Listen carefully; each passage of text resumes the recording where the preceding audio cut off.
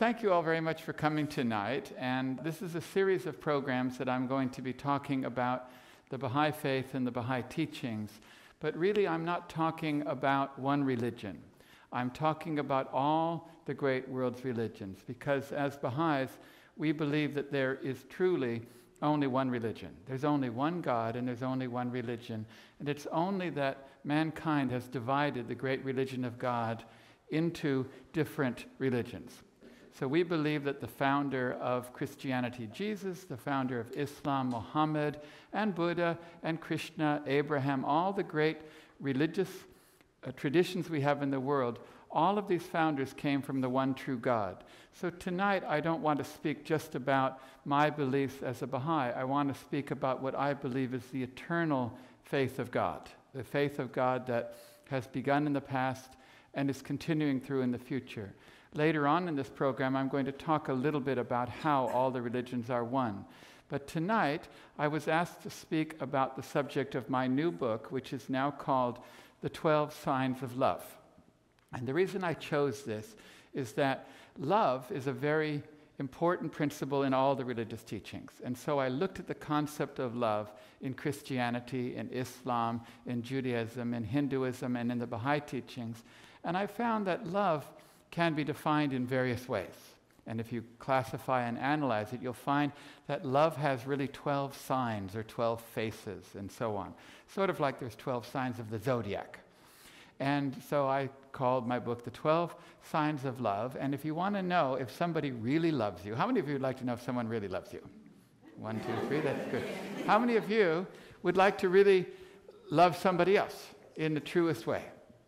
All you have to do is measure those people against these 12 signs of love. And if they have every one of those signs, that's true love. And if you find that you are not able to love someone, maybe you're missing out on one of the 12 signs. And so, because love is so important, really, this is what religion has come for. Religion has come to unite the world, to bring people into harmonious relationships. Because if you look at all of creation, you can say that everything in the physical universe, whether it be the minerals or the plants or the animals, anything biological, is held together by some mysterious force of attraction. Would you agree? Even minerals are attracted. Even atoms are attracted to form molecules. There's something in the universe that causes attraction. If you look at the universe, you will see that everything is built on attraction. In fact, wherever there is life, you'll find that the atoms are holding together. And whenever there's not life, you'll find the atoms are falling apart. Look at any plant. When it's alive, it's growing and attracting other atoms. As soon as it dies, what happens? It disintegrates. It just disintegrates. So really, the whole universe is based on life and death being integration and disintegration. So really, as far as I'm concerned, love is the same as attraction, is the same as unity. They're all the same, and it's the same as life, because this is the general principle of creation. It's attraction, it's unity, it's life. Right now, in the world, the life is going out of the world because there's a lack of unity in the world. And there's a lack of unity in the world because there's a lack of love. And so all of the religions have come to give us an understanding of what is love and how we can practice it and give us the motivation. So I feel it's really important that all of us understand what love is, because today there are many definitions of love. We bandy that word around so much that I don't even know what it means myself. Would you agree? In fact, I remember reading one time that Eskimos have many words for snow. Did you hear that? They have many words for snow, because I guess they deal with a lot of snow. And so and I heard also that the Chinese have many words for rice. Did you know that? They have many different words, different colors or different how it's cooked or something. And I heard that the Arabs have many words for sand. Because I guess if you deal with something a lot, you know the little nuances of it, and you can't, one word is not enough. I think we need that with love. In other words, we just use the word love, but there's so many different nuances. So now I'm going to define love in terms of 12 signs. And before I do that, we should understand that love can be expressed in various ways. And we can learn about love in different ways. For example, one kind of love is the love that God has for mankind. That's a particular kind of love, the love that God has for man. Now, this is a particular love, and this is the primary force of love. This is where love comes from. This is the source of love. But when we think of how God loves man, is that how we think of how we love other people? Perhaps not, but it is one form of love. There's another form of love, which is the love of man for God, and the way in which we are to love God and know God and love Him has a different dynamic. So there's a different form of love. There's another kind of love, which is the love of man for other men or other humans. Love of man for man, which is a different kind of love. And actually we can learn about love by analyzing the different forms of love. So I may talk tonight about the man-God love, or the God-man love, or the man-man love, or human love, and so on. But every form of love can instruct us. For example, how many of you love your dogs or your cats? You do, right? I know some people that show better love to their animals than they show to other human beings. They show more tolerance, they show more forgiveness, and so on. And so sometimes it's useful when thinking about how to apply love towards someone to think of one of the other relationships. Like, for example, if I'm having difficulty loving a particular person, I might think, well, how do I treat my dog? If my dog did something, and that will help you, because maybe you can use human-animal, and maybe it will help. In fact, it's a very good way to teach children love, is to get them to care for animals. It's a very, very good way. If an animal is sick, give the child the ability to care for the animal, because children naturally like to care for things. Even little children, they like to even put bandages on dolls. Have you noticed that? And care for it and so on, because it's a natural human emotion that you can train. In fact, many adults that become criminals and are cruel to human beings or even murderers, they often say that they first learned hate by showing hatred towards insects or animals first. So in other words, both hate and love can be learned from this relationship with other animals. In other words, love is not something that we learn in isolation. We can learn it through all relationships. So let's go ahead and look at the 12 signs of love. And I want you now to think of a person that you would like to show a little more love to. Or you would like to really let them know you love them, or you're in a relationship with them where you should be showing some love to them. Perhaps a spouse, or a child, or someone that you work with, or someone in your community, and so on. And see if you're doing all 12 of the signs of love. So the first sign of love. If you want to take notes, you can write them down. We're going to have 12.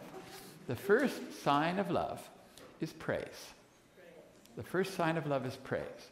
Now this comes from the basic relationship of man to God, that man praises God. We praise God. All the religions, their prayers, their scriptures are in praise of God.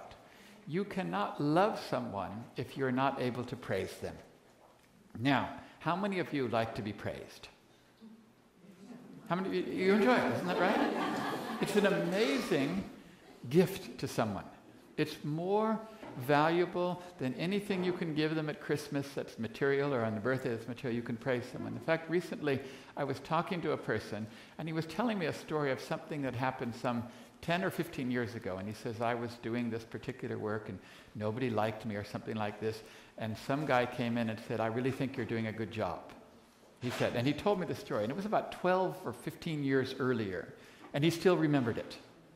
He still remembered it because he felt very inadequate, and then someone came up and said, you're doing a good job. Now, probably he wasn't doing a good job. No, I don't know. I have no idea. All I know is that he remembered it. Have you ever had someone that has praised you and it made you feel good? Yeah. Okay. You have this power to make people feel good every day of your life by using this great power of praise of other people. Now, you cannot praise someone insincerely. You can't say, oh, you're very nice, like with a look in your eye that's not sincere. Do you know how people do that? Have you ever had someone that praised you, but you knew it wasn't sincere? No, it has to be true praise. How can you truly praise someone? You're going to have to get to know them well enough to find something to praise. But praise is the first sign of love. If you cannot praise your spouse, if you cannot praise your children, if you cannot praise your workmates, your classmates, your teacher, if you're not able to praise them, then you are missing one of the signs of love, and you're not going to be able to love them. And once you get in the habit of praising people, you're going to find it brings you great joy. because you're going to see their face light up. They're just going to light up and, oh, thank you so much. And there's so many different aspects of a person you can praise. If they're intelligent, you can praise their intelligence. If they're diligent, you can praise their diligence. If they have good intentions, you can praise their intentions. You see? If they look good one day, you can say you look good, not like yesterday. No, don't say that. You just say, you say you look good. Also remember that when you praise, never praise in such a way that you're going to put your butt in. And when I say put your butt in, let me explain this. If I walk into someone and I say, you know, you're a very smart person. You're very intelligent, you're very diligent, and you really have the good intentions, and you can feel my butt coming. Do you understand what I mean by my butt? You can feel my butt coming. Because all I'm doing is I'm buttering you up so that I can put my butt in. Okay? Never do that. When you praise, do not praise to precede a butt. Just withhold from that. You just remember that. So always praise unconditionally, not to precede some bad thing that you want to say about them. Praise is the first sign of love. The second sign of love is gratitude. Gratitude. That you have to learn to express gratitude to every person you meet for some reason. Okay, you have to be grateful. Now this also comes from the relationship of man to God. If we can learn to love God, it's easy to learn to love other people because we learn the principles of love with God. Now, how many of you are grateful to God? Yeah? Yeah, I see you all raising your hand. But how many of you are grateful to God when things go really bad? You are? I see half the hands didn't go up. But the point is, it's not easy to be grateful to God at all times. It's also not easy to be grateful to people at all times. You have to learn to be grateful to people.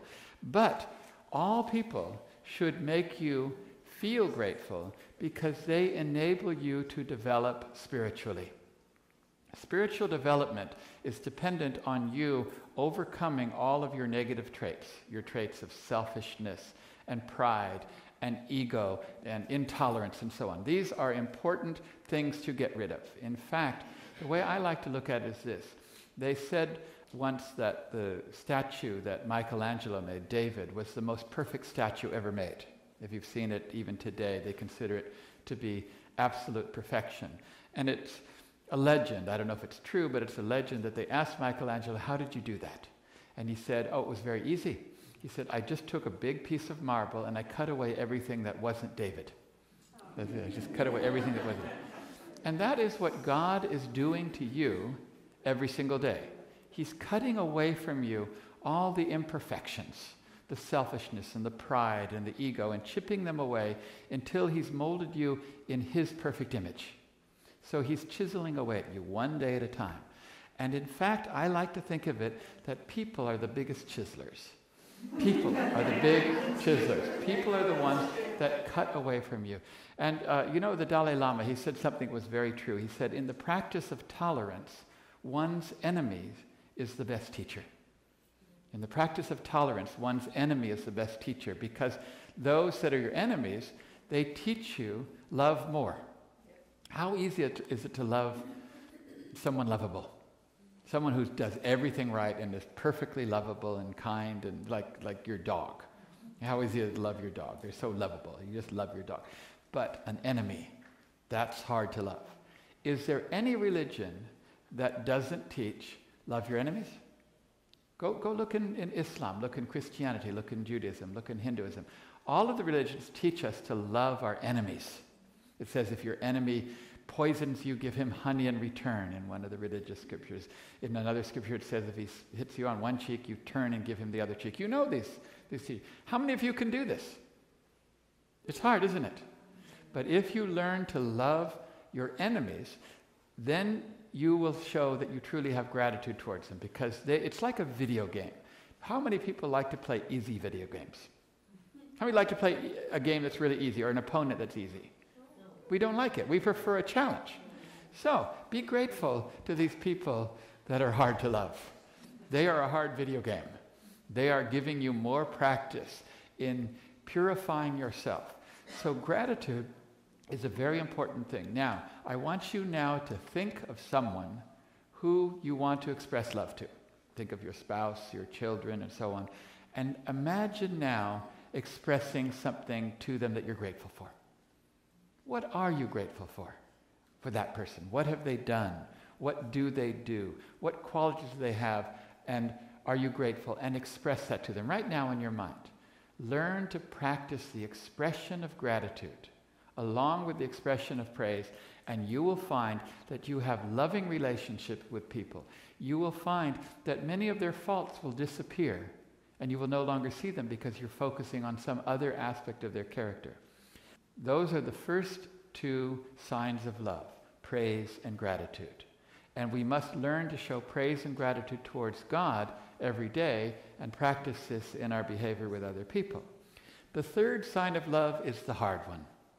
It's the one that we must all learn to do sooner or later, and that is forgiveness.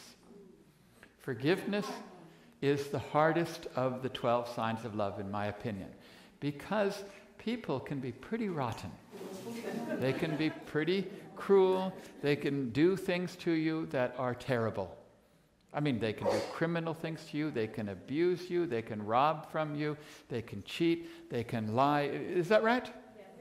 And yet we're told in all religions that if we cannot learn to forgive, we cannot learn to love. In fact, Martin Luther King was the first that I ever heard express this principle. He said, "He who is devoid of the power of forgiveness is devoid of the power of love."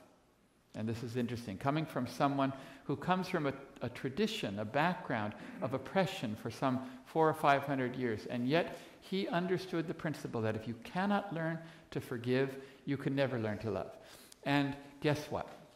You're going to have to forgive everybody sooner or later, because nobody is perfect. So we'll do a count here in this room. How many of you are perfect in this room? Can I see? Is anyone perfect? Okay. So, is that true that anyone that you're going to have to love is also not perfect? Okay. Therefore, sooner or later, you're going to have to forgive that person. In order to love a person, you're going to have to forgive them. And forgiveness is the surest way for you to free yourself, because forgiveness has absolutely nothing to do with letting the other person off the hook. Forgiveness frees you. Forgiveness, who cares about the other person? So they've got a fault. But when you forgive them, and unconditionally, none of this forgiveness like, oh, I want to tell you all the bad things you did to me, and I want you to nod and admit it and acknowledge it and apologize, then I forgive you. That's not forgiveness. That's not forgiveness. That's just some cruel form of vengeance or venting out of the person. No, true forgiveness is that you don't mention it. You just let it go. And when you let go of your hatreds for someone, you will find that a certain part of you has been cleansed. Because any time you withhold forgiveness, it's a sure sign of your attachment to something material or something selfish. You don't forgive someone because perhaps they hurt your pride. So the forgiveness is actually showing you that you've got pride. Or you might not forgive someone because they stole something from you. So your lack of forgiveness is teaching you your materialism. Do you see what I'm getting at? Anytime you don't forgive someone, make it a diagnosis of your own attachment. You say, my lack of forgiveness is showing me, it's pointing a finger. Every time you point a finger at someone, 3 are pointing back at you. So when you say, I don't forgive that person, say, okay, why don't I forgive them? And I don't forgive them because I have some material attachment to pride, to selfishness, to ego, or something, status, whatever it is. There's something that has been hurt, and it's good that thing is hurt. I want that chiseled off of me. And the act of forgiveness is the way in which you can do this. So forgiveness is wonderfully liberating for you.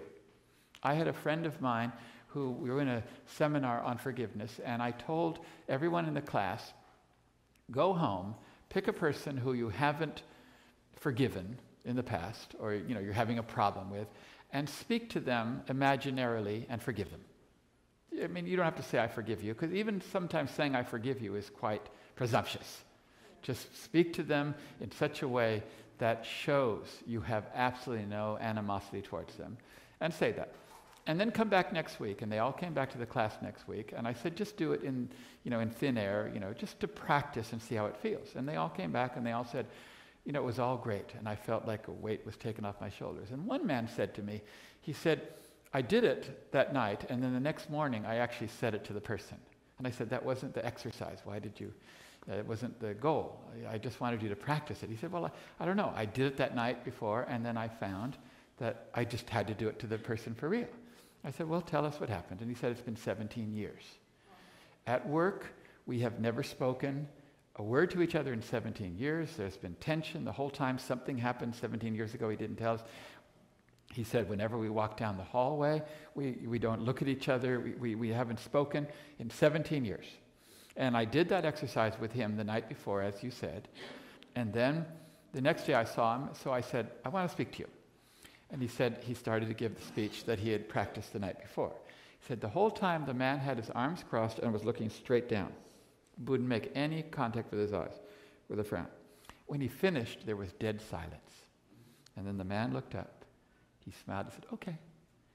And he said, like 17 years, 1,000 pounds was just lifted off his back. And he said that he didn't realize he had the ability to do this. Because he had practiced it the night before, he did something, but he said, I never gave myself credit for having this ability. I thought I would go to my grave never having this. And then it was one statement, and all the weight was taken off my shoulders. I have read books of people that have learned forgiveness against those that have murdered their children and they've been abused. In other words, people that have really a difficult time, you would think, of forgiving. And even they have said that it has been overwhelmingly, tremendously liberating. So forgiveness is the third sign of love. Who can tell me the first three signs of love? They are praise, gratitude, forgiveness. The fourth sign of love is acceptance. Acceptance. Now, acceptance is a very big sign of love because, first of all, we need to accept people and allow them to be what they want to be. We need to accept people in such a way that we allow them to be who they want to be, what they want to be. This is one of the hardest forms of love that a parent has to show towards their children. It's difficult for a parent to show them towards their children. In other words, they have a kind of conditional love that if the child is exactly how they want them to be, then they love them. But if the child is not the way they want to be, they don't love them. So that is not true love, that's conditional love. Would you agree? Acceptance is allowing people what they want to be. Tolerance of a person is the essential quality of love.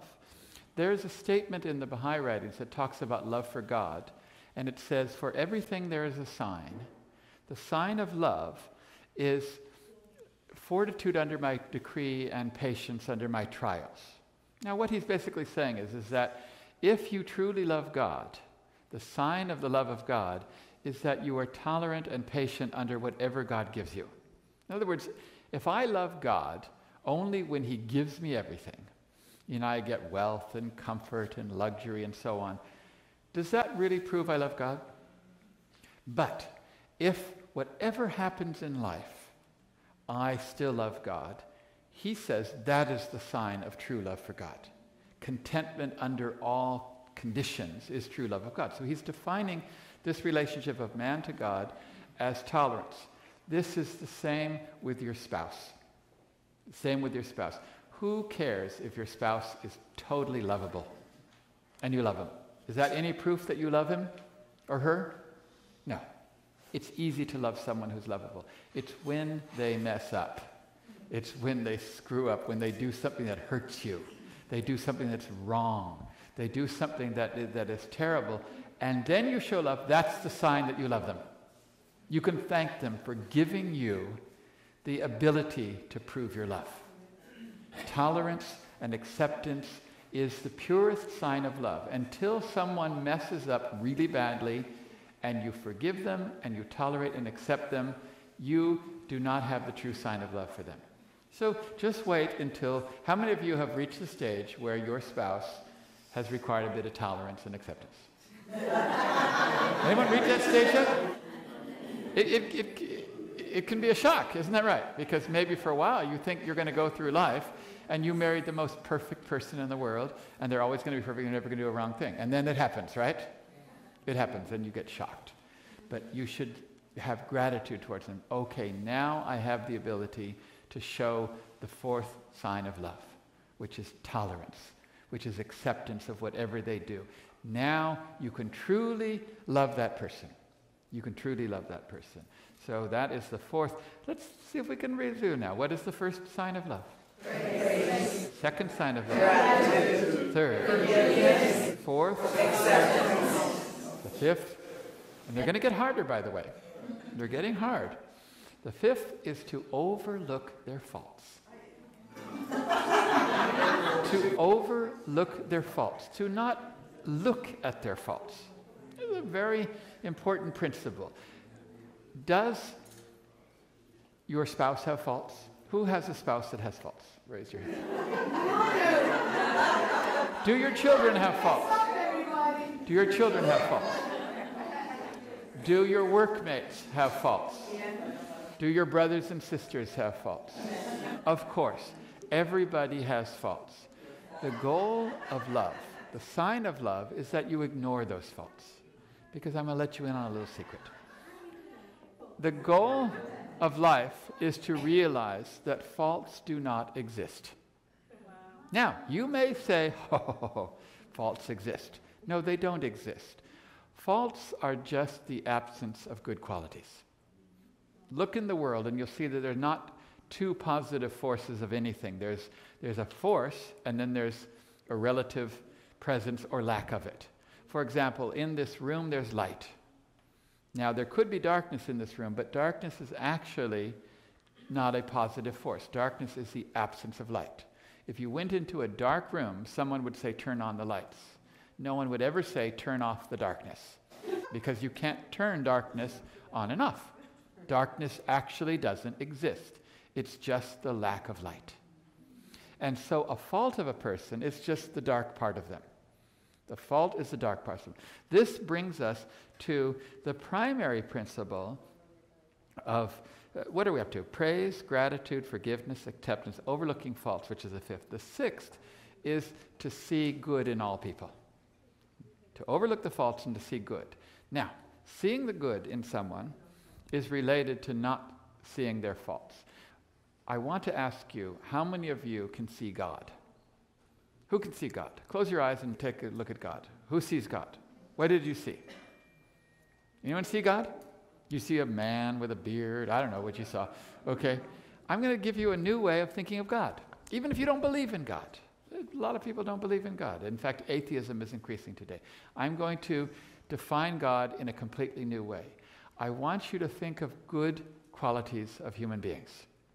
Think of a good quality such as forgiveness, or compassion, or friendliness, or joy, or courtesy, or kindness, or generosity. Those are good qualities, is that right? Now, anytime you see a good quality, say, that's God. If you see generosity in a person, say, that's God. Generosity is God. Or kindness is God. In other words, I'm going to redefine God now. For all time, God is no longer some creature or being. God is a bundle of attributes. Because you know anything or anybody by its attributes. You can't completely know God anyway. He's unknowable. But we can know God's attributes. So, anytime you see kindness, you say to yourself, I'm seeing God. There's kindness, I just saw God. A little bit of God in that person. Or there's generosity in that person. I just saw God. In this way, every person you meet is an unopened letter from God, as long as you can find a good quality in them. If you can't find a good quality in them, you don't find any God in them. Now, it says in all the religious scriptures that man has been created in God's image. You know this, right? Man's been created in God's image. You say, well, what are you talking about? Do we look like God or something like that? Or everybody looks different. What does God look like then? No. We're created in God's image because human beings have the capacity to reflect the good qualities of God. So anytime you see a person, if you look for a good quality in them, you're going to find God. Now, it's much easier to love that person if you see God in them. Because if I look at you right now and I see courtesy, then I say, that's a quality of God. Now I'm seeing God. I love him more because I'm loving God. And it's pretty hard to hate a person if you see God in them. So we learn to see God in every person. Now, the more you look for a good quality in a person, the more you find it. In fact, in our religious scriptures, it said, regard man as a mine. Regard man as a mine, rich in gems. Every one of you and everybody you meet is actually a mine. Now, think about a mine, a gold mine or a diamond mine or somewhere you mine. How hard is it to get the gold or the diamonds out of the mine? It takes some work. Would you agree? It takes a bit of knowledge and searching, and you have to know the land formations and so on. But you're confident that the land contains gold or diamonds or gems somewhere in there. You need to regard every human being as a mine. Somewhere deep inside that person is a good quality. And you are a miner for God. So when you sit down at lunch with someone today, you say, I am on a mining expedition to find a good quality in that person. And when I see it, I'm going to focus on it. That is the answer to the question how to ignore the bad qualities. Because if you're looking at the good quality, you could ignore the bad quality. Because you're looking at this. If you look at the stars in the dark sky at night, you see star, star, star. There's black all around it. Isn't that right? Do you say, look at all the black in the sky with a few dots? No. You say, look at the stars, because you ignore the blackness and you just look at it. This is what you're going to be doing with people. You are seeing God in people by looking at the stars, and the blackness just kind of disappears. The more you start looking for good qualities, the more you see them.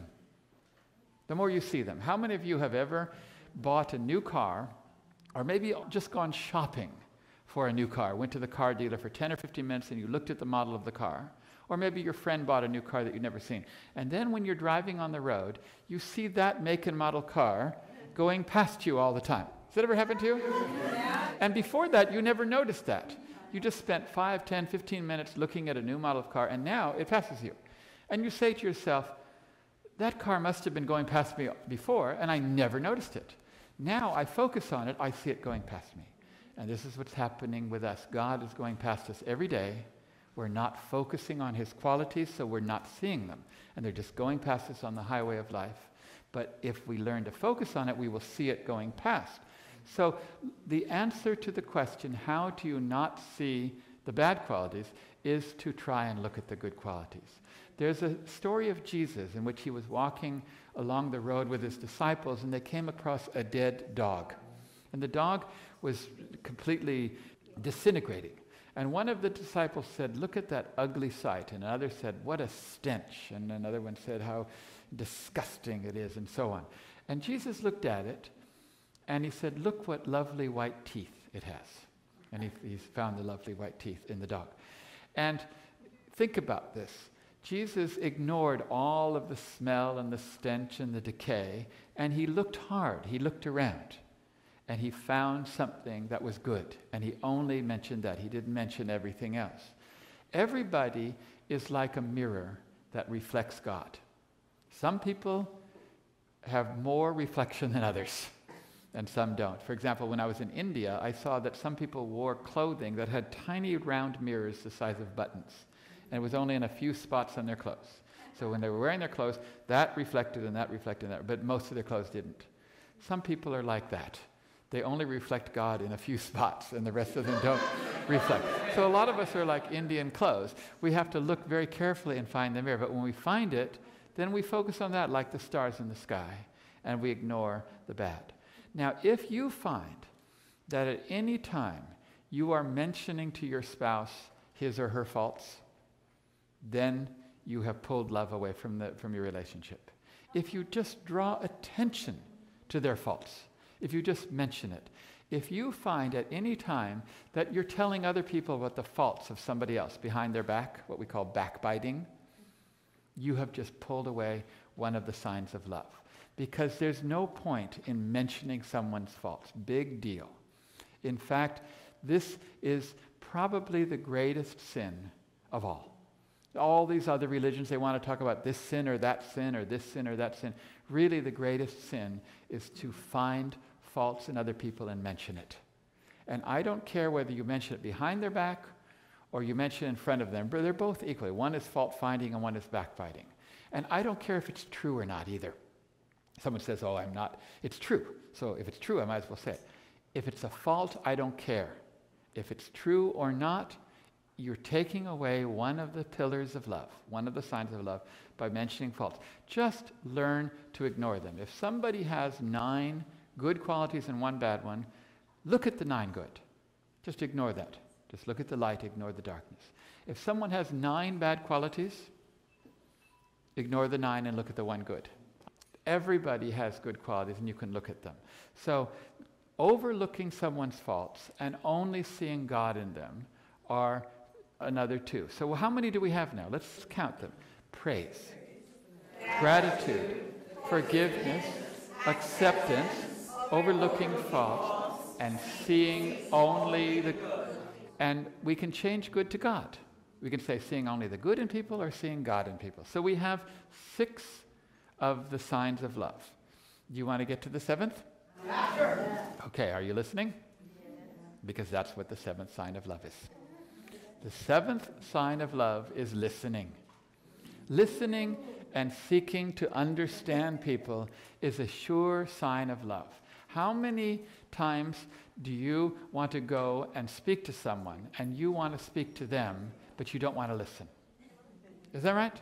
Remember Stephen Covey wrote that book, The 7 Habits of Effective People? One of the 7, he said, of effective people was seek first to understand, then be understood, which is a similar expression to listening. In other words, the first thing you need to do is listen to people. Always listen to people before trying to tell them anything. And the more you listen, the more you can love them. And believe it or not, most people love it when you listen to them. They love it. In fact, you don't have to give them very much. People like attention. You know, there's an old saying that says, why does that person always talk about themselves when all I really want to do is talk about me? Yeah, people do. Everybody. Sometimes I see people talking at a party, and it seems like a tennis match. They say, well, I did so-and-so and so-and-so. I went to Paris, I went to this, and say, oh, well, I did such and such and such and such. He says, well, yeah, but I did this. And all they're doing is trying to pull the conversation back towards them, and then they're pulling it back towards them. And it's like a tennis match. If one of them would just relax and allow the other person to speak about themselves and to listen very hard, listen intently. You know, you learn so much by listening to other people. You get so much more out of life by listening than you do by speaking. In fact, they say the reason that God gave you 2 ears and 1 mouth is so that you could listen twice as much as you speak. But this is the key to love, is listening. If you want to love someone, if you're going to a meeting tomorrow, if you're going to talk to your children or something, learn first to listen. Not just listen, but understand. Now there is a key to understanding people. A key to understanding people, and that is always remember that everybody is right according to their own frame of reference. That is a very important principle. In science, we know this. In science, we know that truth is dependent on what they call frame of reference. So something is true depending on its location in space and in time and its motion and so on. So if I look at something that's a long bar like this and I look from here, it looks like that. But if I look at it from this spatial frame of reference, it looks like a dot. If it's moving, it looks like something else. Do you understand? We call that truth based on frame of reference. Depending on the frame of reference, something is either true or not true. And that's the way it happens to be in science. This is also true of people. Everybody is right according to their frame of reference. If somebody believes something that you don't believe, they are not wrong according to their frame of reference. They couldn't possibly be. Would you understand? Something has caused them to come to that belief. Now, it also logically follows you cannot change someone's opinion, but you can change their frame of reference, and their opinion will automatically change.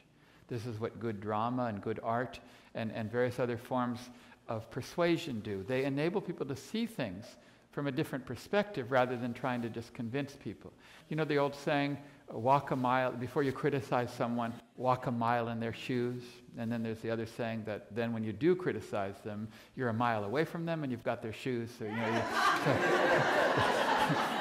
so it's better all the way around. The point is, until you look at a person, listen to them, You're not loving them. And then when you listen to them, do not disagree with them. Say, that differs from my frame of reference. Why is it? What frame of reference are they coming from that causes that to appear true to them? And this leads to true understanding. And this is the only way we are going to overcome all of the issues in the world of disunity. Think how much disunity is in the world based on prejudice. Think of prejudice based on race. Think of prejudice based on gender. Think of prejudice based on class. Think of prejudice based on religious background. Think of prejudice based on national backgrounds, nations, and so on, or all combined. Someone can be of a different race, of a different religion, a different country, maybe a different gender. In other words, these are completely consuming the world. And all of them can be overcome by this particular sign of love. To learn to listen to people, to understand that they are right from their frame of reference, and to learn to accept them. Because without understanding, we are never going to come to any higher form of love. So, listening and understanding, paying attention to people, is the 7th sign of love. So now let's move to the 8th sign of love. And the 8th sign of love is the easy one. You can all do this one. The 8th sign of love is service. Service. Learning to be of service to people, helpful to people in some way, is a sure sign of love. If you cannot serve someone, you cannot love them. Now, how many ways are there to serve people? Whatever they need, you help them. For example, one of the greatest signs of service, in my opinion, is visiting people when they're sick, or calling them when they're sick. How many of you like it when you're ill that someone calls you or visits you or brings you food? Particularly brings you food. You all like it, right? Isn't that great? It's so easy to do because people always get sick. So you should be so happy that they're sick in a way that you can show their love. Now, I know some cultures that when someone is sick, they're all there. The family visits, they come and visit them. And in other cultures, they don't do as much. You know, you'll find this. Some cultures they do. But those cultures that show attention to the sick and go and visit them, you find that there is a joy that comes across visiting sick, but only if you go and visit them with happiness. Don't go and visit the sick and moan with them and say, oh, you must be feeling rotten. You look terrible. You know, that's not the point. If you actually go with love and joy to someone who's sick, what you do is often more valuable than the remedy the doctor gives them. It's more valuable than the remedy the doctor gives. So that's one form of service, is visiting or caring for someone when they're sick. Right now, someone in your life is ill. Right this very minute. You can call them and say, how are you? You probably know what foods they like, or you could take it to them. Right now, you can practice one of the 12 signs of love because it's very easy to do. There's plenty of opportunity in life to visit people when they're sick. What's another form of service? People that you know. Oh, you could pray for them. But I'm talking about, you see the person. You can be helpful to them. If you just think, I want to be helpful to that person, it's not hard to figure out what they need. Of course, if you listen, if you practice one of the other signs of love, which is listening, you're probably going to realize that they may need help. Maybe they need a ride to go somewhere tomorrow. Maybe they're cold and they need a jacket. Maybe they're poor and they need some money. In other words, you try and figure out what they need. Whatever it is they need. Maybe they're unhappy. You can cheer them up. Maybe they're despondent. Do you understand? There's all kinds of things. Service is not limited to going out and, going to a bread line or doing something organized. Of course, that is service too. But until you learn to be helpful to other people. Now, how many of you like it when someone is helpful to you? We love it, isn't that right? When people are helpful to you. But sometimes we fail to be helpful to other people.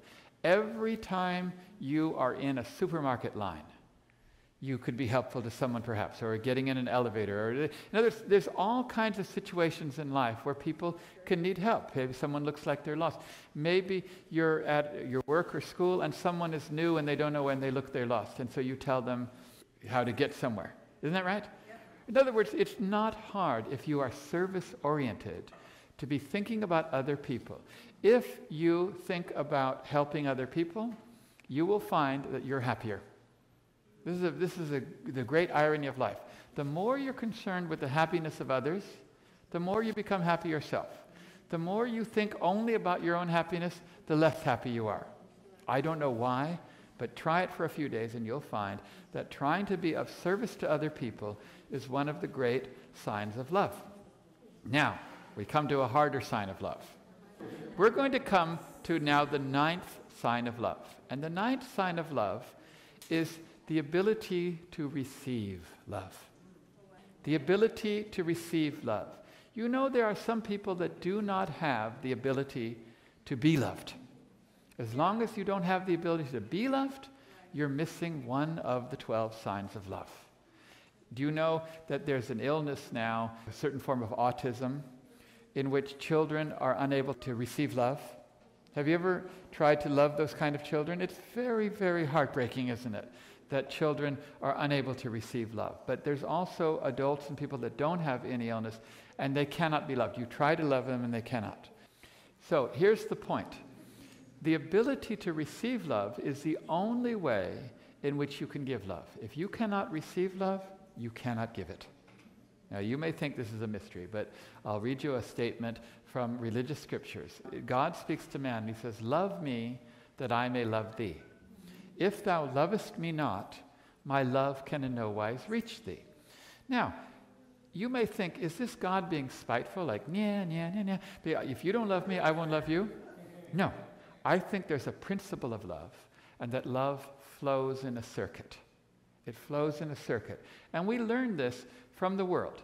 If you look at the way in which electromagnetism works, you'll find that it flows in a circuit. For example, electricity only flows out when it flows in.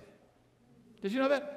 In fact, we didn't know this for thousands and thousands of years. We thought electricity was some curiosity, and then finally, by accident, it was discovered that if electricity flows in, suddenly it goes out. You can prove this yourself. Go up to an electrical wire, that's exposed, and jump onto it, grab it, and hang on to it. Okay. Now, there's thousands and thousands of volts, and you know what? You won't die. You know why? Because no electricity will go into you as you're holding it. But if you touch the ground and let electricity go out, then electricity will go in you. And don't do that. I mean, it's a test. It'll prove this principle, but you'll die.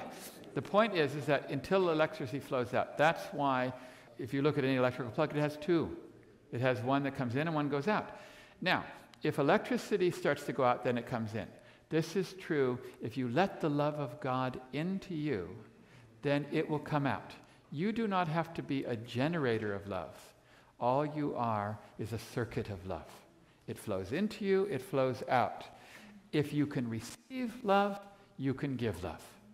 So you must learn to receive love. Now, some people, particularly men, for example, tough men, they don't like to receive love. Maybe they're uncomfortable with it or something like that. But we have to learn to take love, accept it, receive it. To receive it with gratitude, to receive it with praise, to receive it with joy. And if you can learn to receive love, then you can learn to give it. So that is the 9th sign of love. The next sign of love is that the love must be completely unconditional. The love must be complete. In other words, you love people for no reason that is selfish. In fact, I'm going to say it's selfless love. Now, the way to define selfless love is to think of love that's not selfless, and I want to define what I call selfish love as the love of the butcher for the lamb. I want you to think about love of the butcher for the lamb. If the lamb thinks about the butcher, he says, that butcher really loves me. He feeds me. He takes care of me. He protects me from the wolves. Would you agree that from the lamb's point of view, the butcher loves him? Would you agree? But does the butcher really love the lamb unconditionally? Or he does love the lamb, but why does he love the lamb? To make food and money and to kill him. That is selfish, conditional love. Now, how many people do you know in life who have expressed towards you butcher lamb love? Have you ever had some butcher lamb love in your life? Yeah. Sometimes people, they love you, but if you think about it, the reason they love you is for some selfish reason according to their own needs. True love is love that you love someone unconditionally. There's nothing in it for you. You love them purely for the sake of God and not for yourself. It doesn't mean that they may not do something good for you, but that's not the reason you love them. And if they didn't do that thing, you would still love them. This is true, unconditional love. Until we can learn to do that. You know, a lot of people, they're in love, and then they're not in love. In Hollywood, I think it takes about a week. Is that right? No, I'm serious. Is it right? Yeah. And if you read in the newspaper, the person says, oh, I'm so in love with that person, they do this and that. And all that it really is that at that moment, the other person does something for them that makes them feel good. You know, they look good, or they have money, or there's something that they do that is meeting their needs right now. As soon as those needs are not met, they no longer love them. So, in my opinion, if someone were to say, I no longer love you, what they're really saying is, I never really loved you. That's what they're really saying. Because if you say, I no longer love you, that's a contradiction in terms. Because love is something that you never no longer do. In fact, love is not something you're in or out of. People say, oh, I'm in love, or I fell in love. Love is something you do, not something you're in. Do you understand the difference? You're in love because love is a decision to act a certain way. It's a decision to act according to these 12 signs. If I decide to act according to these 12 signs, then I love a person. I love the person. And so this is a very important principle, that we love that person irrespective of what good they do for us or bad they do for us. We don't just love them conditionally. Okay, so now we want to come to the 11th. The 11th is the easiest. I told you service was one of the easiest. 11th is the easiest. In fact, 11 is so easy that you may not even think it's a sign of love. But in my opinion, it's the number one sign of love. It's happiness. Happiness is the surest sign of love, but a particular kind of happiness. This is a kind of happiness that means that I radiate it to other people, that I show it by smiling at another person. So let's first of all practice the most powerful sign of love. Everyone give me the biggest smile they can give me. That's a good smile, that's good. That's not good enough. Okay, that's better. That's pretty good. Now that's fantastic. Whoa, nice white teeth. Okay, now turn to your neighbors on your left and right and give them a ray of love with a smile. Look at that. Okay. Now, you may be surprised how powerful that is. What I call that is not just joy. I call it joy and radiance. Joy and radiance. Because to have joy is one thing, but to radiate joy is another. For example, if the sun had heat and light, but it never radiated, what good would the sun be? It would be no good. It's the fact that the sun radiates its heat and light that causes it. It's the same with you. I don't care if you're happy inside. Of course, being content and happy is the key to the religious life. To being happy at all times, under all conditions, is the key. But what is the point of being happy if you don't radiate it? Now, the reason I say this is the easiest is that you can practice this every single time you meet a person, if you smile at a person. All you have to do, tomorrow morning, when you go to work, or you go to school, or you see the family, is to smile at that person when you first see them. Just try it once. Believe me, you will find that it is the surest form of expression. When somebody is happy to see you, like let's say you walk in the door and they smile at you, how does that feel? How does it make you feel? Have you ever walked in the room and someone sees you and they're not happy to see you? How does that make you feel? It's just like light and darkness, because it really is light and darkness. So if you can learn to smile at everybody, in other words, think of your neighbor and look upon him with a bright and friendly face. In other words, just look upon your neighbor with a bright and friendly face. Now, if you combine this with service or attention or, all the other things, it's going to be great. In fact, I don't think you can practice the other 11 signs of love if you do not do it with a smile on your face. And the easiest way to learn to smile at a person is to select a few people that you know in your life that are big smilers and to imitate them. Everybody, no, I'm serious, because you need to have like a mental vocabulary of a smiley person. Now, I have 5 people in my life that I've picked as my smilers. There's a particular man I know, his name was Russ. He was a musician. His name was Russ Garcia. And I don't think he ever didn't smile in his life. He smiled at everybody. He was always happy to see you.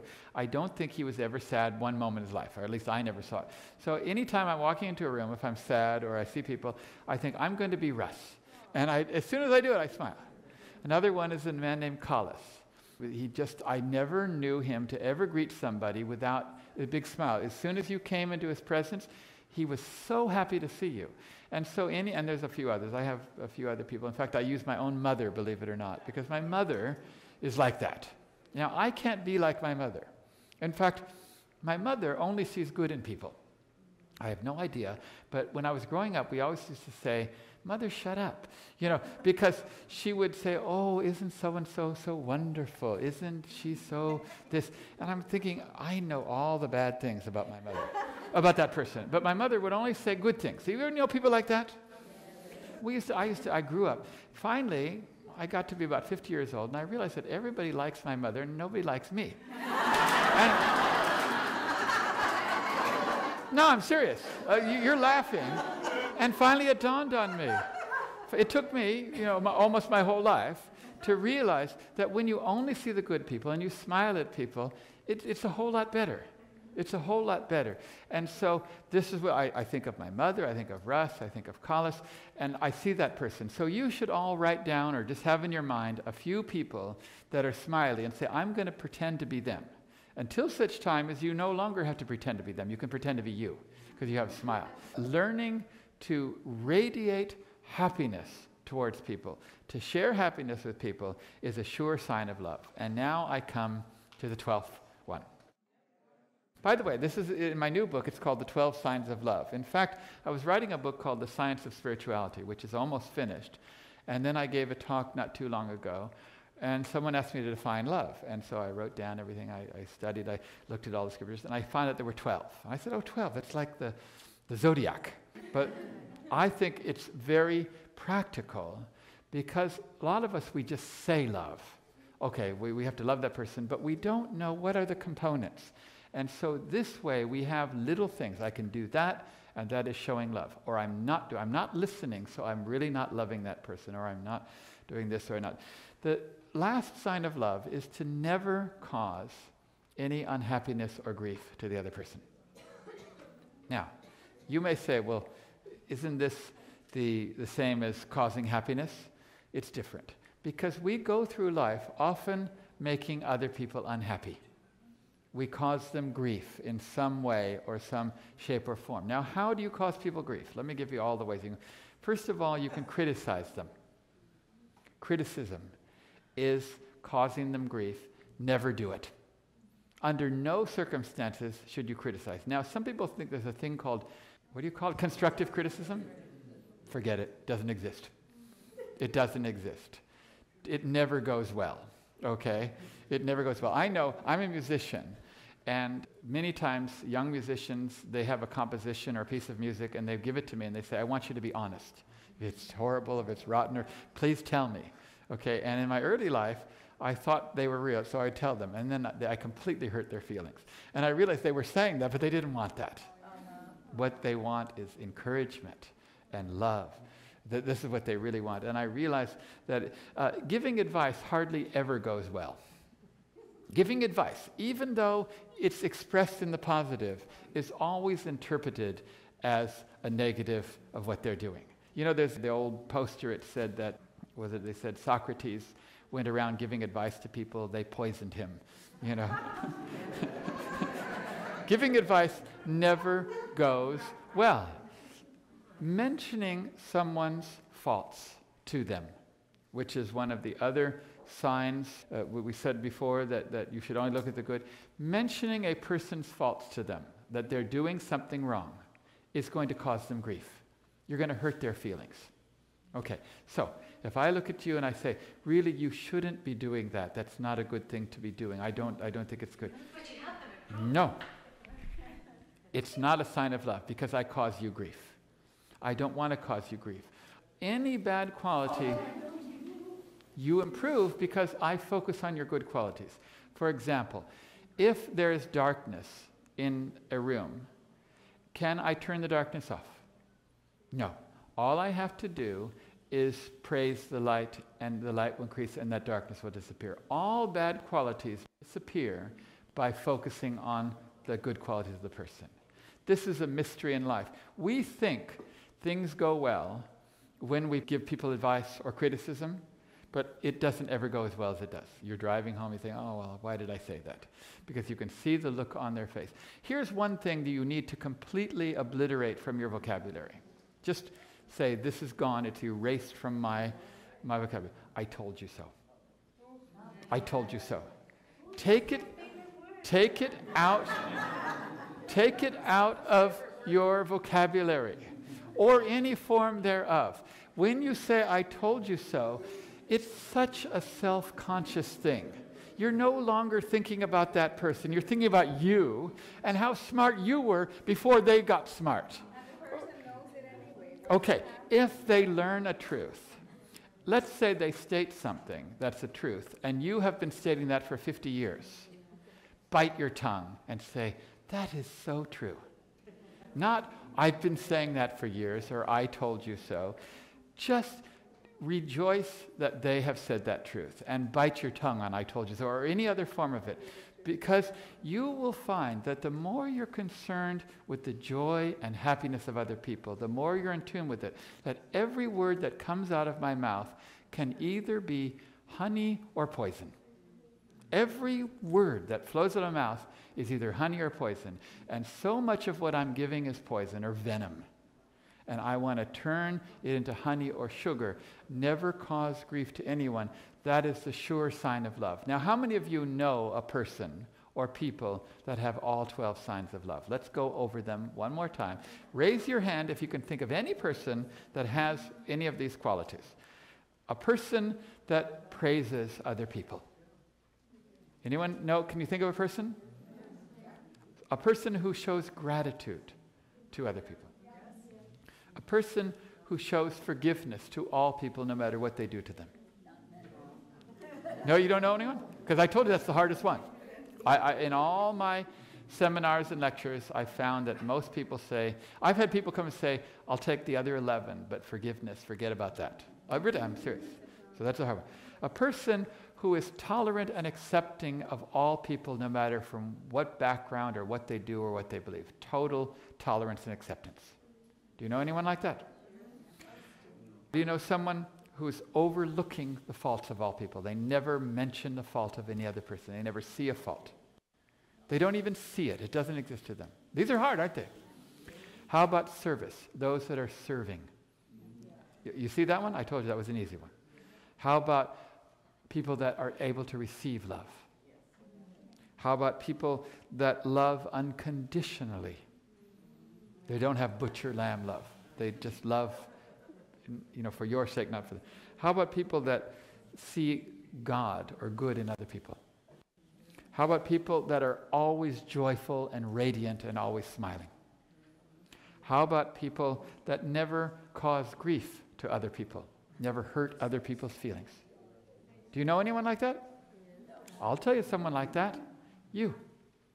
You have the ability to do all of these things. Because every one of these qualities that I said are attributes of God. And you have the ability to reflect these attributes. All you have to do is practice them. And you will find that naturally you're like that. In other words, have any of you ever put on a Halloween costume, like say a policeman's uniform, and immediately you act like a policeman? Have you noticed that? Or you put on, like whatever you put on, you just act like that? Because you naturally have that ability. We have the ability to be things that we don't realize. Well, when you try to do something that is in your true nature, it's easier than anything. These things are in your true nature. All you have to do is say, today I am going to practice this sign of love. So get the book and take, each chapter, maybe once a month, you can change. And I'm going to try to practice joy and radiance and smiling to people today. Or I'm going to practice listening. In other words, these are things that you can practice. You will find that you have the ability to be a truly loving person. Now, all of the religions, Christianity, Islam, Judaism, the Baha'i faith, Hinduism, all of them have come to teach us the science and the art of love. And so that's why I decided to focus on it in this lecture. In other lectures in this program, we're going to talk about many other aspects, the harmony of science and religion, the oneness of religion, and many other teachings. But I hope tonight that this is an interesting discussion for us all to learn how to be more loving. Thank you all very much.